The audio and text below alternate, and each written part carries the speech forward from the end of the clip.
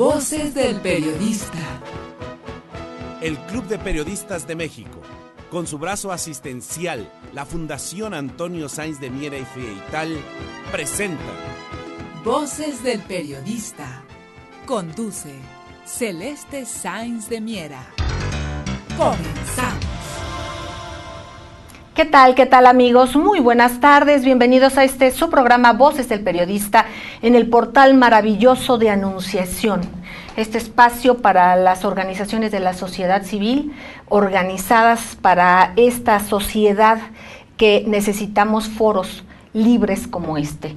Gracias a Tere García Ruiz y bueno, gracias a ustedes sobre todo y gracias al doctor Juan Ramón Jiménez. Es un economista, ustedes lo conocen, es periodista, Premio Nacional de Periodismo, parte fundamental del Club de Periodistas de México, de la Fundación Antonio Sáenz de Miera Feital y AP y sobre todo también en el área académica un personaje reconocido. ¿Qué opinan ustedes? Escuchamos hablar de la reforma fiscal que presentó el presidente Enrique Peña Nieto y muchos, los que no somos doctos, nos confundimos por la variedad de puntos de vista y sin embargo hay sustentos y hay puntos que no comprendemos. A veces deliberadamente será que no nos acerquen mucho a esto que es fundamental y que hay países, por ejemplo en Europa, que es fundamental y los ciudadanos entienden perfectamente de qué se trata, porque esto nos llega directamente a todos y cada uno de nosotros. Para dar paso a este tema, quiero compartir con ustedes solamente y dedicar este programa a la memoria del muy querido don Manuel Hernández Alemán, alguien fundamental en el Club de Periodistas de México, de los fundadores del club y parte indivisible de nuestro corazón. Así es que para el señor Manuel Hernández Alemán, señor Alemán, donde quiera que esté, todo va por usted. Gracias a ustedes, gracias amigos. Y bueno, doctor Juan Ramón Jiménez, es fundamental el tenerte aquí, te agradecemos gracias, como siempre. Y poder compartir en este tema de lo que es la denominada y la reforma fiscal propuesta por el presidente Enrique Peña Nieto. ¿Por qué no arrancamos, y tú como profesor, como académico, nos dices la diferencia entre política tributaria, entre política fiscal y hacendaria? Y también que nos hables de algo que hemos tocado en el programa de radio, en ABC Radio, sobre impuestos regresivos y progresivos. Se me hace que esto es sustantivo y fundamental para poder entender todo. Gracias. Sí, Celeste, gracias. Mira, para empezar, esto que comentas, llevo ya 25 años impartiendo la materia de economía. En este diciembre cumplo 25 años de impartir economía. Y la economía para principiantes básica te dice que cuando el ciclo económico está a la baja, en este caso en recesión, pues no se deben aumentar los impuestos. Eso es lógico, no se necesita ser doctor, sino simplemente la lógica te dice cuando la economía está en crisis, pues no puedes aumentar los ingresos, hay que darle liquidez a las empresas. Y parece que lo que se está haciendo ahora es lo contrario, lo que se busca es gravar a las gentes cuando realmente, y a las empresas, cuando realmente esto va a profundizar más la crisis económica. Lo dice ahora el Instituto Mexicano de Ejecutivos de Finanzas el día de hoy, pues que ya la economía mexicana está en recesión. Entonces esto es, insisto, para principiantes, de lo básico. No puedes aumentar los impuestos en épocas de crisis, porque generas más crisis. Debes darles liquidez a la gente para que la gente a la vez tenga oportunidad de consumir. Al consumir se generan demanda de nuevos productos, las empresas empiezan a crecer, aunque sea mínimamente, empieza a haber impuestos. Y pues obviamente esto se le llama el círculo virtuoso de la economía. Y parece, ojalá nos equivoquemos, pero parece que lo que se busca ahora es tener un círculo vicioso de la economía, es decir, que la economía no salga de las crisis permanentes que ha tenido, que no ha tenido crecimiento, con este modelo neoliberal que hemos tanto criticado, tanto por escrito en estos programas. Lo que está sucediendo es que no hay crecimiento. Al no haber crecimiento no hay empleo. Me comentaban ayer precisamente mis alumnas, Y profesor, una vez que nos graduemos, ¿a dónde vamos a trabajar? ¿Y cuánto vamos a ganar?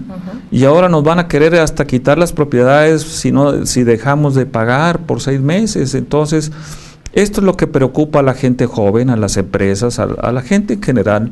Y creo que la situación está como para analizarse, para evaluarse, como siempre ha sido tu punto de vista, de que demos una opinión pues diferente, alternativa a lo que se está opinando normalmente, porque los que opinan positivamente son los banqueros, son las grandes corredurías financieras, nos están diciendo que esto es muy bueno para México, que necesita ahora reformas estructurales.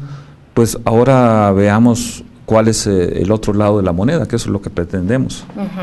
Lo que es una política tributaria, ¿qué es la política tributaria? Una política tributaria. Yo salí de la Secretaría de Hacienda, entonces estuvimos ahí en la Coordinación Central de Operación Regional, en la calle de San Borja y Miguel Bendalde, en la Colonia del Valle, por mucho tiempo. Y te puedo comentar que lo que se está planteando ahorita son simplemente ajustes en los elementos tributarios, es decir, en el IVA, en el ICR, en el IEPS, quitar el YETU, etcétera. Es una, como se dice coloquialmente, una miscelánea fiscal. O sea, ¿no ves tú que sea realmente una reforma fiscal? No, es absolutamente más bien unos no. Cambios en la miscelánea. En la miscelánea, quitarle aquí, ponerle allá, subirle un poco, por ejemplo, el impuesto sobre la renta de 30 a 32%, pues eso es positivo, porque pues, las gentes que pagan, pues van a pagar un poquito más, los que más ganan, pero no es exactamente lo óptimo que buscaríamos nosotros. O sea, lo que se buscaría era que las gentes que más ganan en este país, pues aporten más.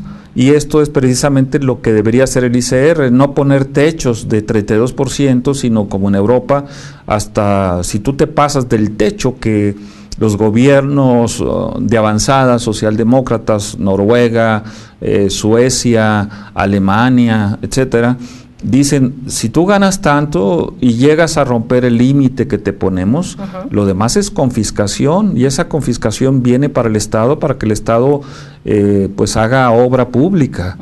Y aquí les dejamos un techo que es verdaderamente ridículo para mi punto de vista, porque pues 32% no le afectas a los grandes capitales en México. Entonces ese es un punto. El otro es positivo, porque todo tiene ángulos positivos y negativos. El otro es positivo, por ejemplo, la consolidación fiscal.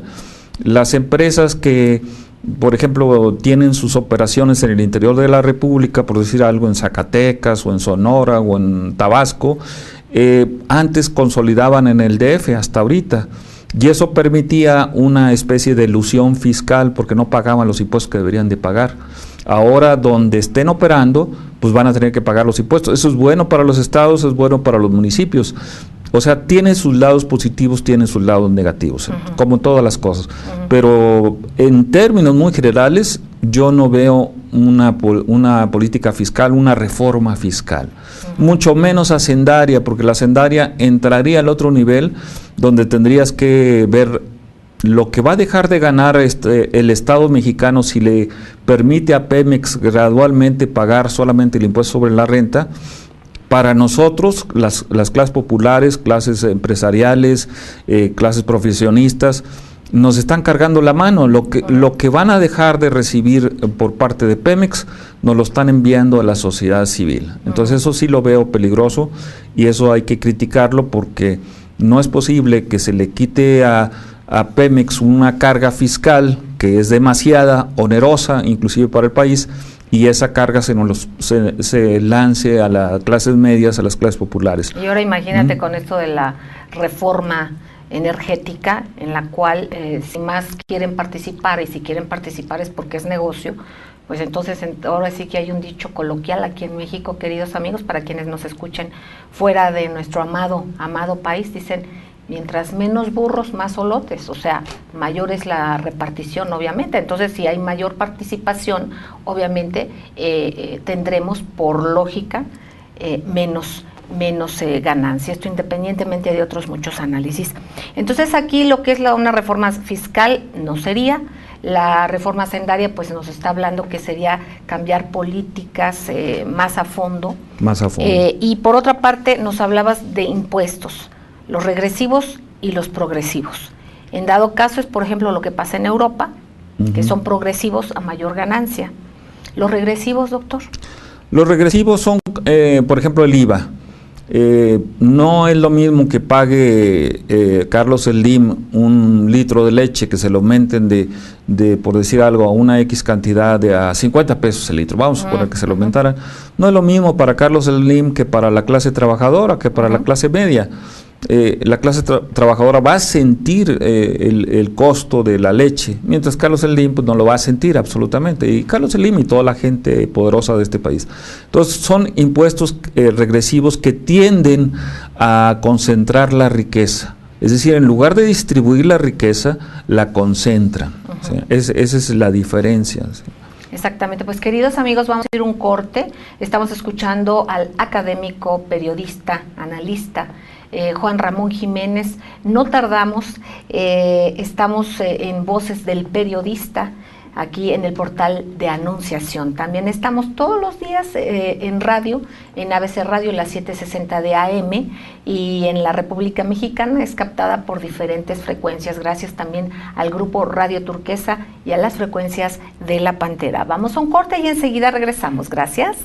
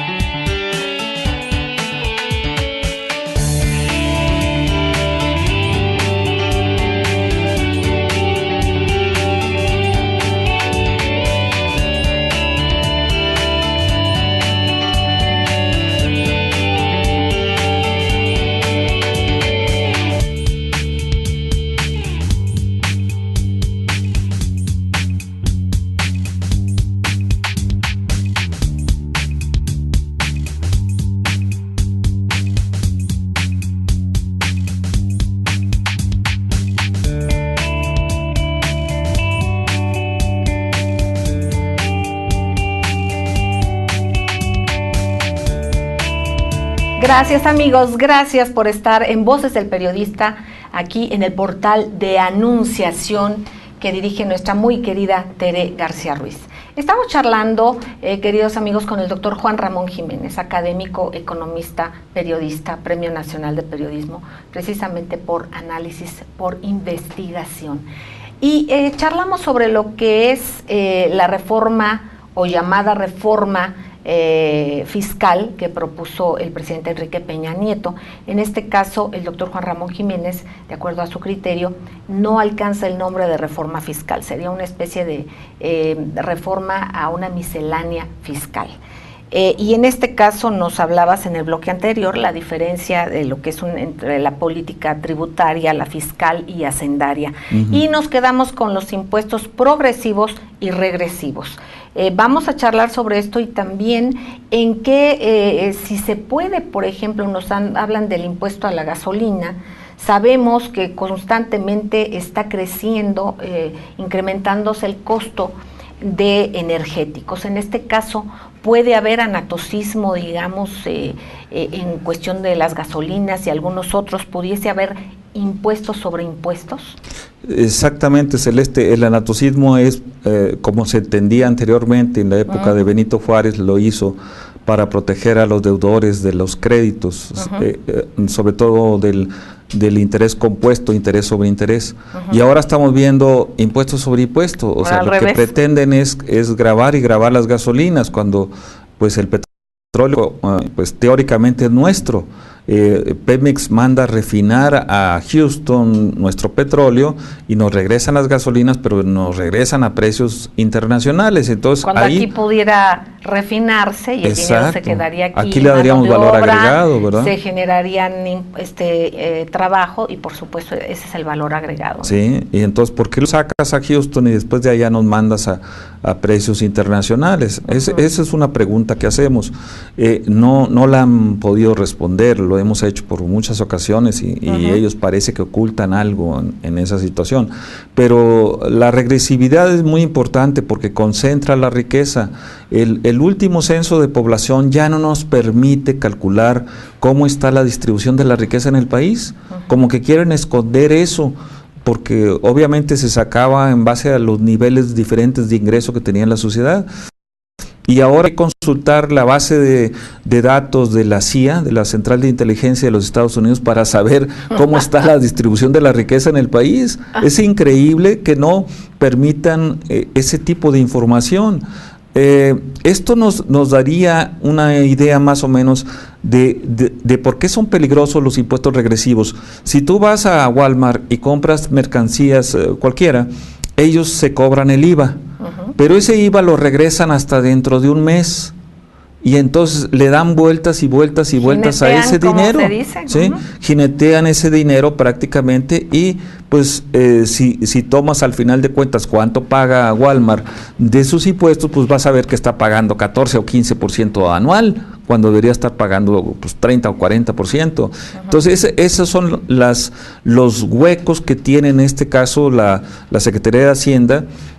Vamos a suponer que en este momento se gravaran a las grandes corporaciones, ellas se van a amparar, se van al Tribunal Fiscal de la Federación, y allá Hacienda tiene nada más un equipo de 10 o 15 abogados, 10 o 15 abogados frente a los despachos de abogados internacionales de alto prestigio que tienen las grandes corporaciones internacionales, pues no vamos a poder con ellos y vamos a perder todos los juicios fiscales que haya por ahí.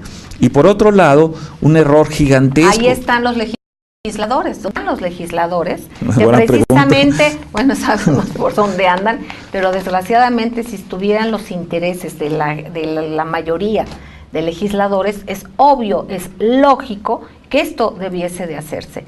Pero sin embargo no, eso no lo tocan, parece que lo dice uno, lo exige, se comenta, lo saben, pero sin embargo, ¿cómo es posible que no se fortalezca esta y precisamente para beneficio de todos nosotros?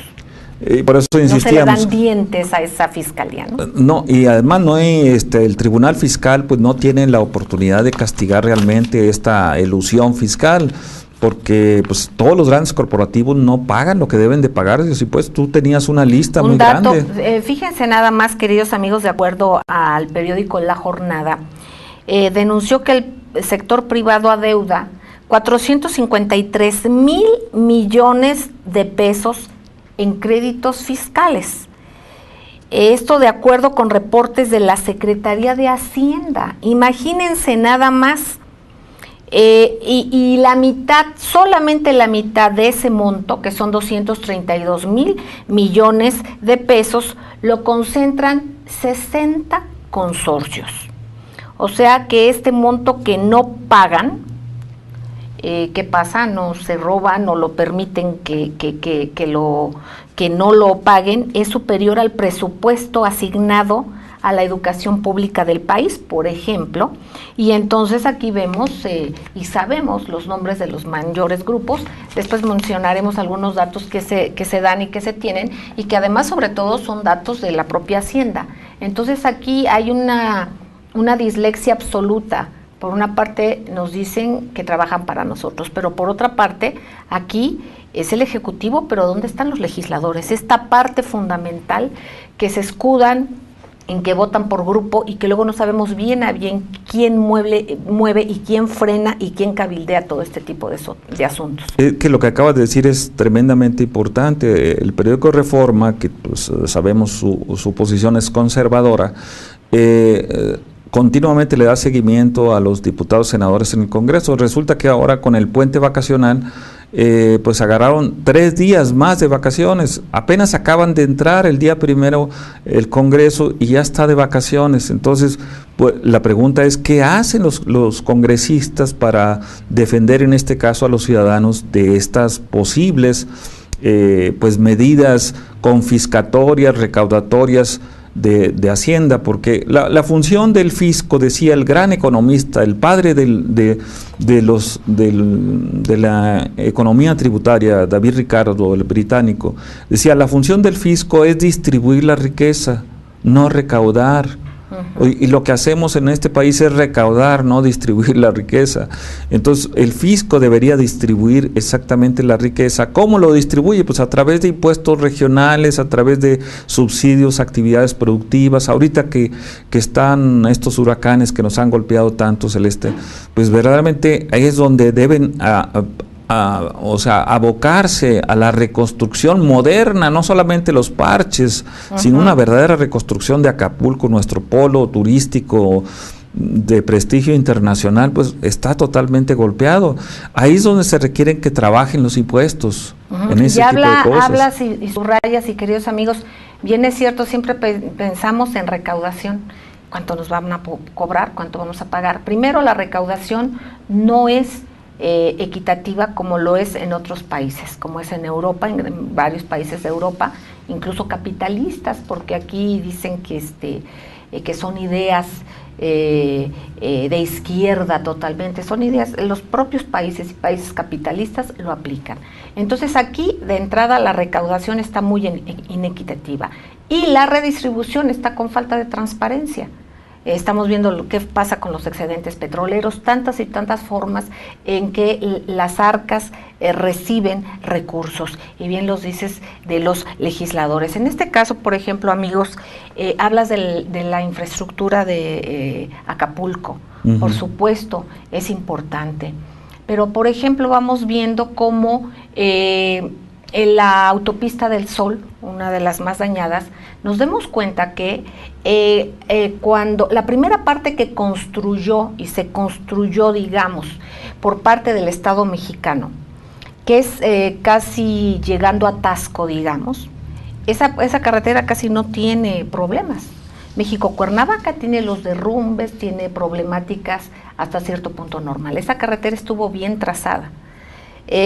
Adelante, cuando se hace esta mega autopista, y además se cambia la forma de operar y vienen todas estas asociaciones público-privadas, ahora ya reconocidas desde antes que empezaban a trabajar de alguna u otra manera con el cambio de política económica, la economía neoliberal, a dejar mangancha, pues estamos viendo que está mal trazada, porque si fuera nada más ahorita por esta situación tremenda que tiene que ver con la naturaleza, diríamos, bueno, pero esto es recurrente, llueva o no llueva, constantemente esa autopista está siendo vulnerada, está siendo reparada. Entonces, ¿qué pasa con esto? Es la falta de transparencia, ¿no, doctor? De la que tú nos hablas. De transparencia y edición de cuentas. Exactamente. O sea, porque estás hablando de una cosa muy seria. Las carreteras se están haciendo mal en todo el país, no solamente la del Sol. Si tú vas a Estados Unidos, de Laredo hasta la frontera con Canadá, se llaman freeways, son libres, no tienes que pagar nada. Y aquí sales y tienes que estar pagando y pagando y pagando y pagando. ¿Pagándole a quién? Y además, por ejemplo, ahorita la carretera esta de Toluca, acaban de incrementarle 5 pesos. Hace no mucho la de Cuernavaca también en los diferentes tramos. Y entonces nada más llega uno y es un poquito más, un poquito más. ¿Qué pasa con esto? ¿Qué mantenimiento? ¿Qué servicio? Si esto realmente es estratégico, que es el tránsito de nosotros por nuestra patria. Exacto, Celeste, y sobre todo empresas privadas dicen que no pueden dar rendición de cuentas, claro, pero usan el dinero público. O sea, son privadas, pero usan el dinero público. En el caso aquí de Polanco, o sea, los estacionamientos, aquí carísimos. O sea, están cobrándote al nivel de Nueva York prácticamente, y los ingresos no son de Nueva York, son de la Ciudad de México. Entonces, esto está generando distorsiones, sobre todo en la Secretaría de Hacienda, la más importante después de la presidencia, y obviamente no tienen forma de resolver porque hay muchos cuellos de botella fiscales.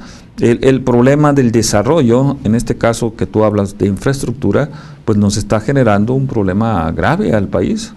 Queridos amigos, vamos a un corte, no tardamos, regresamos aquí a Voces del Periodista en este portal maravilloso, Anunciación. No tardamos, gracias.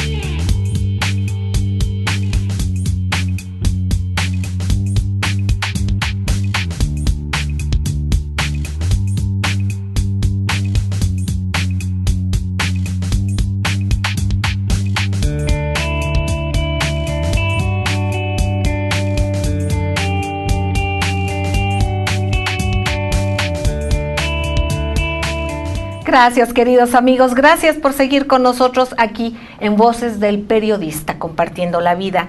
Y gracias damos a nuestros compañeros Rafael Melgar Álvarez, quienes también les damos las gracias a ellos, pero ellos a ustedes por compartir con nosotros la vida. También Alejandro Sánchez Galván, Adolfo González García, Marcos Velázquez Larios, Bernardino Cervantes Ruiz, Hilario Ramírez Vergara, Eduardo González Chiu, nuestro querido Jesús Arismendi, todo el equipo de Anunciación de nuestra querida Tere García Ruiz. Gracias a nombre de ellos y gracias a ellos que estamos aquí de frente a ustedes. Queridos amigos, retomando el tema de esta denominada reforma fiscal, la propuesta que hay, y precisamente los gravámenes que están propuestos desde la Secretaría de Hacienda por el licenciado Videgaray. ¿Qué opinas? ¿Qué nos puedes comentar sobre esto? ¿Cuál es tu punto de vista? Pues mira, comentando sobre Videgaray, el doctor Videgaray es doctor en economía por el famoso tecnológico de Massachusetts. Está considerado el TEC de Massachusetts como la número 1 de Estados Unidos en esta área, en el área de economía.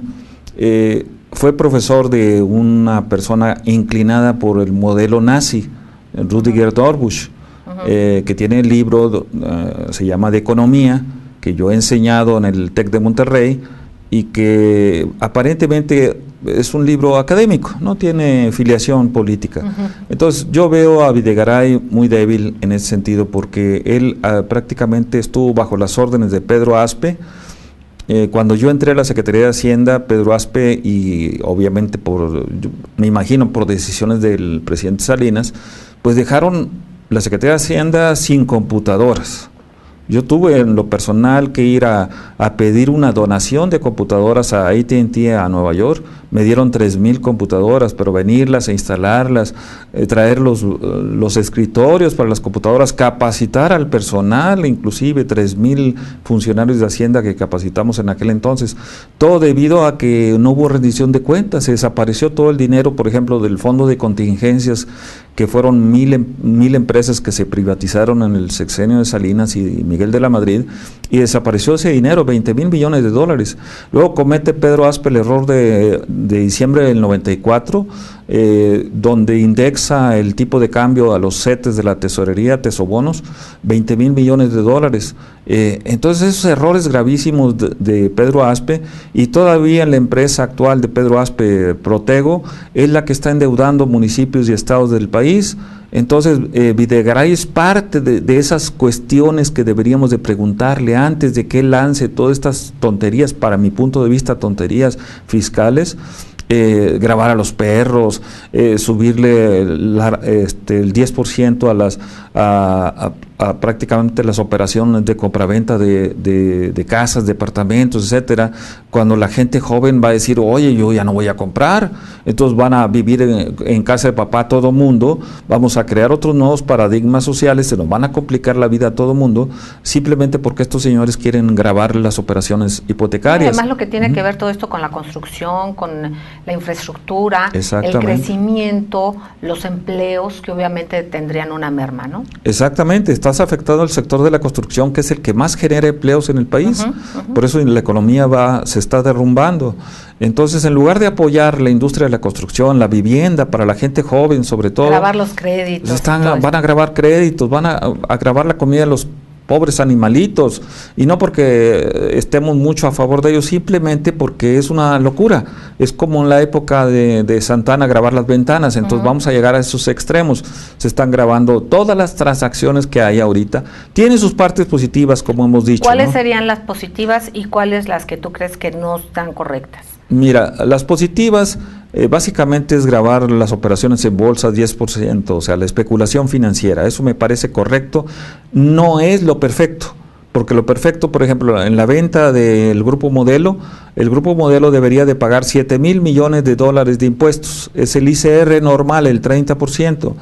Y lo que pagaría en otro país. Lo que pagaría en otro país, exactamente. En Estados Unidos, que les gusta mucho compararse con Estados Unidos, ahí pagarías el 30% inmediatamente. Aquí van a pagar 700 millones de dólares, o sea, el 10% que está proponiendo Videgaray, lo cual, como diría un político, es lo de menos que podemos lograr. Pues sí, pero debemos de lograr el 30%, lo que es la ley, el ICR parejo a todo mundo. Entonces no lo estamos logrando, pero desde sin embargo, es positivo, es positivo. La consolidación fiscal es positiva porque va a generar empleos en las localidades, va a generar ingresos en las localidades. Lo negativo es lo que comentábamos entre líneas hace rato, de la distribución del ingreso fiscal. El ingreso fiscal, desde que estábamos en Hacienda, lo calculamos prácticamente porque éramos los que operábamos eso nosotros. Rubén Aguirre Panburg fue mi jefe en la Coordinación Central de Operación Regional y luego fue posteriormente subsecretario de Hacienda. Fue director de recaudación, sabíamos de lo que estábamos hablando, sabemos de lo que estamos hablando. El 80% del ingreso fiscal se concentra en la gran Ciudad de México, el 80% del ingreso fiscal. El 16% del ingreso fiscal se va a los estados de la República y a los 2.500 municipios del país solamente les llega el 4% del ingreso fiscal. Esa injusticia es pésima para este país. Hay municipios tan grandes como Ciudad Juárez, Tijuana, Torreón, Tampico, que ¿de qué viven? La pregunta que nos hacíamos nosotros, ¿de qué viven? Ahora, con esta consolidación fiscal, ¿qué va a pasar? Van a tener más ingresos esos municipios, pero no en lo óptimo, ni siquiera lo mínimo. ¿Por qué? Tú conoces perfectamente que hemos estado actuando mucho en Campeche, tenemos nuestro corresponsal allá. Él sabe perfectamente bien que Campeche genera el 40% de los ingresos fiscales de este país, el petróleo. ¿Y cuánto le regresa a la Federación a Campeche? Le regresa el 0.002. O sea, cuando produce el 40% de la riqueza de este país, le regresan el 0.002. No es posible esas distorsiones, claro, esa inequidad en la distribución del ingreso fiscal. Ok, ahora, en todo esto que nos comentas, ¿cuál sería la propuesta? Tal parece que nada más allí IVA, que nada más hay este grupo de impuestos que se aplican. Entonces ahora hay una novedad que es la grabación, como tú dices, a la cuestiones en bolsa, ¿no? La especulación, el Tobin Tax, pero hay otro tipo de impuestos que se aplican en otros países que no tiene que ver con que los cautivos sean quienes paguen y paguen más, y en que merme esta circulación que se necesita de dinero precisamente para que no caiga la economía aún más. ¿Qué tipo de impuestos, qué propuestas nos harías si nos haces un planteamiento antes de ir al corte y regresaríamos a ampliar el tema? Rápidamente te diría el Tobin Tax, porque ese es un impuesto que ganó el Premio Nobel de Economía en 1981, el profesor James Tobin de la Universidad de Yale. Es un impuesto ganador del Premio Nobel. No estamos hablando de tonterías, sino... bueno, los premios Nobel ya también no tienen mucho prestigio, pero, ¿verdad? Bueno, pero en este caso creo que sí. Antes era más, pero ya antes era más serio, tienes toda la razón. Ahora se meten a cosas muy raras, ¿no? Pero el hecho es que este es un premio ganador del Premio Nobel. Eso no se lo quita a nadie, es un premio ganador del Premio Nobel y va a agravar la especulación. En Europa se mejoró mucho porque el Tobin Tax está ahora en la especulación bancaria, en la usura bancaria, controlando las tasas de interés también. Y el Tobin Tax en Inglaterra se está proponiendo para agravar la actividad inmobiliaria, la especulación inmobiliaria. Entonces es un gran impuesto, Celeste, sobre eso. Otro sería, si quieres lo damos posteriormente, pero platicamos. Los impuestos verdes, doctor. Los impuestos verdes son a las empresas altamente contaminantes. Y aquí entra Pemex y entra cualquiera, pero que contaminen y que paguen los impuestos verdes, pero que esos impuestos verdes se queden en las localidades. Exactamente. No se recauden y se vayan otra vez al centro. Exactamente. ¿Cuánto no vemos en nuestro campo mexicano, en las ciudades que tienen empresa? Por ejemplo, está Tequisquiapan, una ciudad un lugar muy bello, y que ya tiene empresas que vas viendo cómo contaminan los ríos. Y en otras localidades en el país en general vemos que contaminan y no pasa nada, ni más ni menos que más que las mineras, doctor, por ejemplo, la contaminación del agua. ¿Qué nos puedes comentar, por ejemplo? De los suelos. ¿Qué propondrías en este caso? Pues, porque hay cosas que ni con impuestos, primero se debería de prohibir el que utilicen algunas sustancias, eso debería de prohibirse, pero que utilicen algunas que pudiesen degradarse y que no hicieran tanto daño, y que realmente se pagara un impuesto. Acaba de tocar uno de los puntos medulares. Después del petróleo es la minería, la de este país, y al entregarle a las grandes empresas mineras, sobre todo canadienses, obviamente están haciendo el minado a cielo abierto, y eso es peligrosísimo para el medio ambiente, porque dejan los huecos y ya no hay manera de que esos huecos, esos pozos súper profundos se puedan aprovechar. Entonces ahí sí hay que grabar seriamente ese tipo de corporaciones. Bueno, pues queridos amigos, hay cosas que son irrecuperables, que no se deberían de permitir. Hay cosas que mayor riqueza que la vida, que mayor riqueza que el equilibrio de la ecología, lo estamos viviendo ahorita. Más allá de cualquier otra cuestión que se pudiera analizar y tocar, después lo hablaremos con el doctor. Pero vamos a un corte, no tardamos, regresamos. Gracias.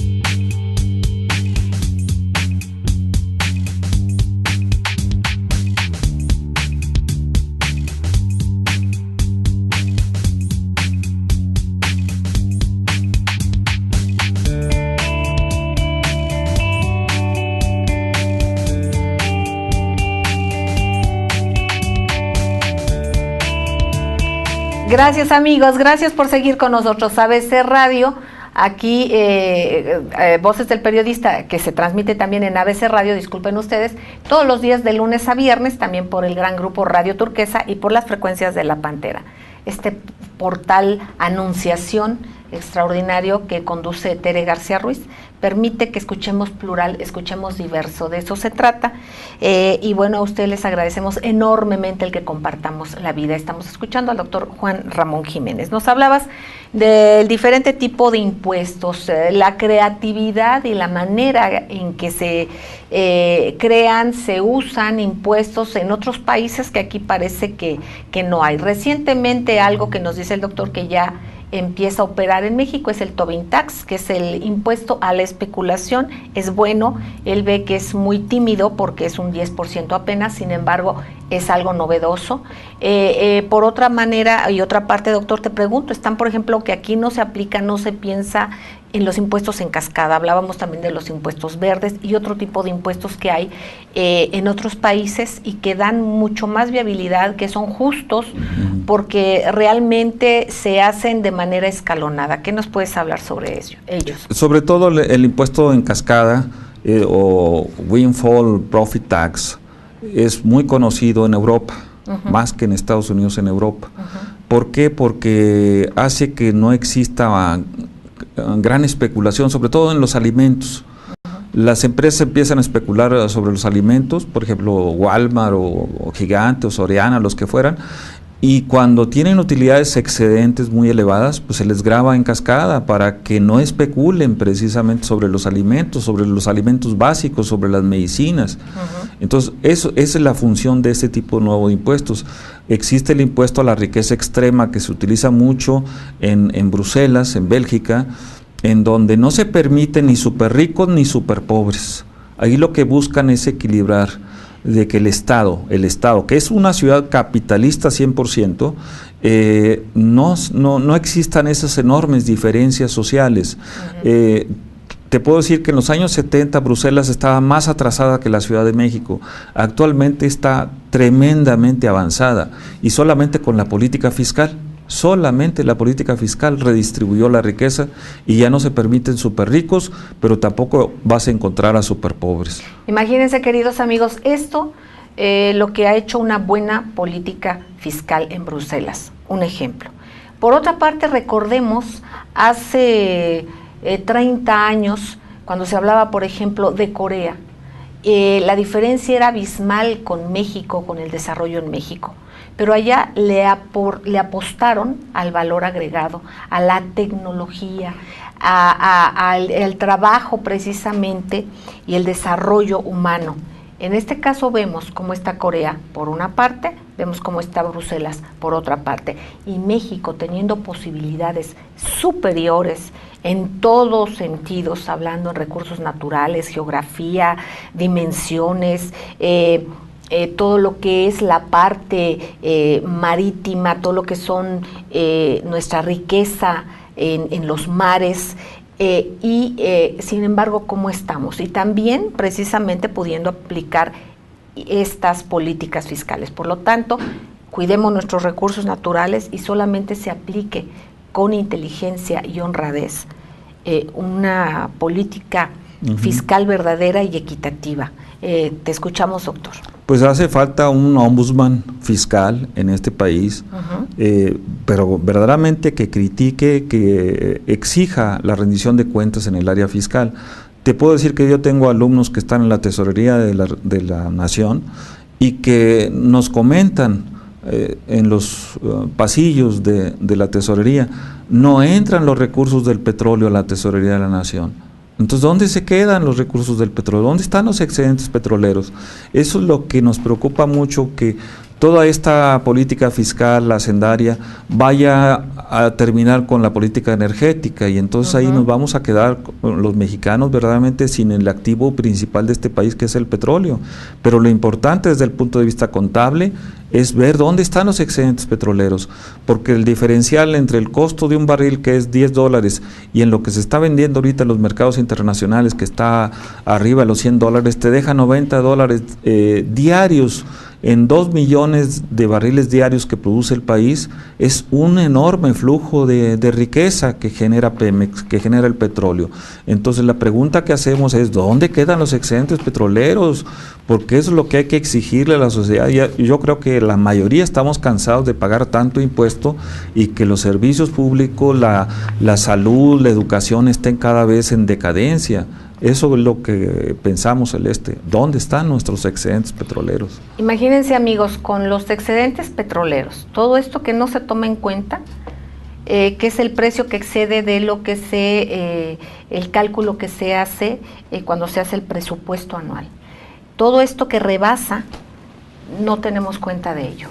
Por otra parte, si el sector privado, solamente el sector privado, adeuda 453,000 millones de pesos en créditos fiscales, y si la mitad de ellos solamente lo deben 60 consorcios, y si además se aplicasen bien la política fiscal, se transparentaran todos los recursos, imagínense el país, la potencia que tenemos, sin necesidad de que a los ciudadanos que son cautivos, los que pagan sus impuestos, se les grave aún más, no se tenga esta creatividad o no se conociese, cuando seguramente lo conocen y lo saben, lo que está aquí exponiendo el doctor Juan Ramón Jiménez.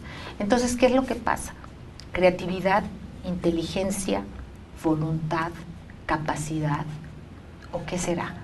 Ustedes tienen la última palabra, y precisamente antes de hablar de entregar nuestros recursos, de hacer otro tipo de reformas que están afectando a la población que más lo necesita, que están polarizando a la sociedad, desgraciadamente también siendo caldo de cultivo de que a quienes les interesa que la sociedad se polarice al interior del país y al exterior del país, porque también hay grupos a los que les parece perfecto que los países hagan implosión. Recordemos y repetimos y reiteramos que es una forma diferente de guerra, que las nuevas guerras son multidimensionales, totalmente diferentes a lo que tenemos y conocemos y percibimos como una guerra, las no convencionales. Y entonces, en esto que platicamos en programas anteriores con el doctor Juan Ramón Jiménez, como guerra fiscal, guerra económica, guerra de recursos, el que los países pierdan su autosuficiencia alimentaria, entonces nos vamos dando cuenta que hay a esos grandes consorcios que son parásitos de los demás países, que se quieren hacer de recursos naturales y geográficos también, por estrategia de lo mismo, pues entonces nos damos cuenta que probablemente también esos intereses les conviene que haya esta implosión. Para que esta implosión tiene que haber complicidades internas. Entonces, ¿qué hacen nuestros legisladores? ¿Y qué hacemos nosotros como ciudadanos? Al no informarnos pluralmente y al no interesarnos en estos tópicos fundamentales, como es esta riqueza de conocimiento que de manera tan clara nos expone el doctor Juan Ramón Jiménez, y a quien siempre tanto agradecemos y tanto debemos por meternos a interesarnos en estos puntos fundamentales. Doctor, a 2 minutos de irnos, ¿con qué nos dejas de tarea? ¿Con qué reflexión nos dejas? ¿Y qué propuestas haces, independientemente de que la sepan o no la sepan, algo sustantivo? Pues Celeste, sobre todo el tema central de este país es la redistribución de la riqueza. La política fiscal es la única que nos puede salvar de explosiones violentas en este país. Es mejor negociar, es mejor avanzar en el área fiscal, pero transparente y con rendición de cuentas.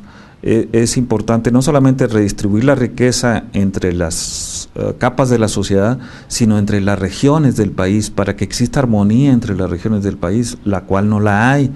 Entonces es necesario una gran reforma hacendaria de gran profundidad, de gran calado, que toque Pemex, que toque CFE, que toque a las clases poderosas de este país, pero que siempre pensando en la sociedad, que es la que siempre, desafortunadamente, es la que paga los platos, nosotros en lo general, y sobre todo siendo profesor universitario, los muchachos están desilusionados. Nos está generando una situación en las universidades de desesperanza, de desilusión, y eso no es posible. Hay que pensar positivamente en el país, y solamente para pensar positivamente hay que sacar todo el instrumental fiscal, económico, social, para que este México del que tú hablas, que estoy totalmente de acuerdo contigo, pues sea la potencia que hemos siempre pensado que sea.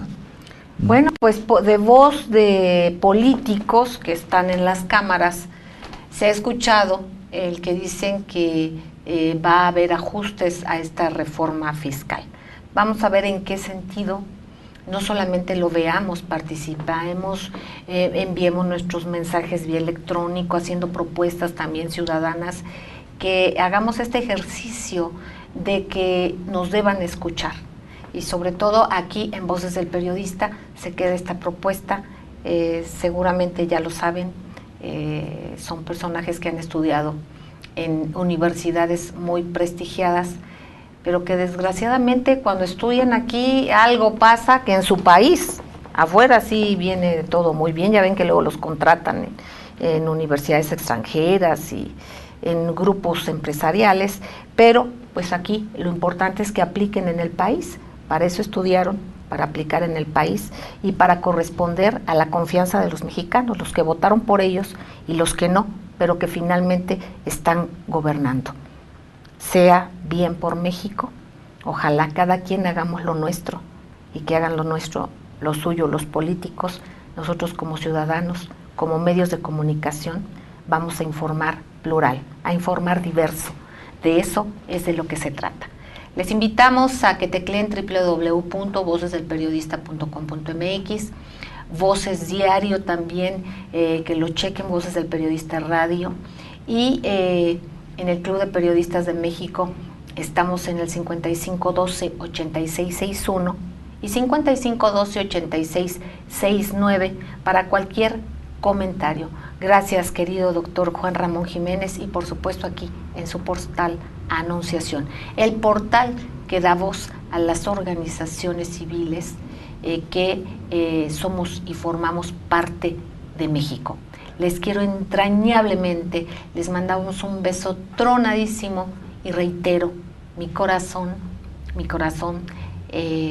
dedicado al señor Alemán, Manuel Hernández Alemán, a nombre de socios y directivos del Club de Periodistas de México y de nuestro brazo académico y asistencial, la Fundación Antonio Sáenz de Miera FIEITAL, IAP, donde tanto le extrañamos, pero sin embargo, que seguirá siempre vivo con una vida ejemplar, un ejemplo de amor, de cariño y de solidaridad del señor Alemán. Así le decíamos, señor Alemán, don Manuel Hernández Alemán. A ustedes, amigos, gracias por su generosidad y por también permitirnos compartir este pedazo de corazón, el mostrárselos y el decirles que les queremos entrañablemente.